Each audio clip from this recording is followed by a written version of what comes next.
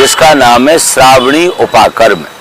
ये श्रावणी उपाकर्म का तात्पर्य है कि ये ब्राह्मण जो धर्माधिकारी होते हैं, धर्माचारी होते हैं, धर्मोपदेष्टा होते हैं, ये धर्म की बात करने वाले जो धर्म के ही मार्ग पर चलते हैं, उनसे भी गलतियां हो जाती। इसीलिए गलती होने के लिए उसका प्रायश्चित अगर कोई कर लेता है तो निश्चित रूप से वो गलतियां माफ हो जाती हैं, क्षमा हो जाती हैं। तो ये वर्ष भर के किए हुए अपराधों का जितने भी द्विजाति हैं या ब्राह्मण हैं, ये उनके प्रायश्चित का दिन है श्रावण शुक्ल पूर्णिमा। इस दिन सभी द्विजाति मिलकर के और किसी जलाशय के तट पर जाते हैं।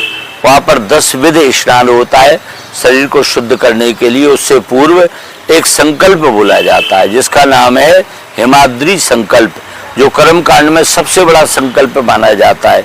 और हिमाद्री ऋषि के बनाने के कारण उसका नाम हेमाद्री संकल्प कहा जाता है। जितने भी पाप अपराध गलतियां संभव हैं उन सबका स्मरण करके उसका प्रायश्चित किया जाता है। और देखिए उसी दिन हमारे यहाँ वेद माता गायत्री का अवतरण दिवस भी मनाया जाता है, गायत्री जयंती मनाई जाती है। हम लोग गायत्री माँ का पूजन करते हैं और उसी दिन ऋषियों का पूजन और तर्पण करते हैं। और उसी दिन ये जो साल भर तक हम जनेऊ पहनते हैं, जनेऊ का पूजन उसी दिन होता है। यदि बगैर पूजा किए हुए, बगैर देवताओं को स्थापित किए यदि जनेऊ हम पहनते हैं तो जनेऊ नहीं है, वो एक डोरा है, वो एक धागा है।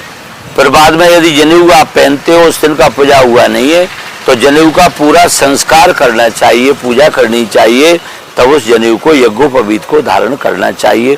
क्योंकि यज्ञोपवीतम परमम पवित्रम प्रजापतेर यत् सहजम पुरस्तात् आयुष्यमग्रम प्रतिमुंच शुभ्रम यज्ञोपवीतम बलमस्तु तेजा।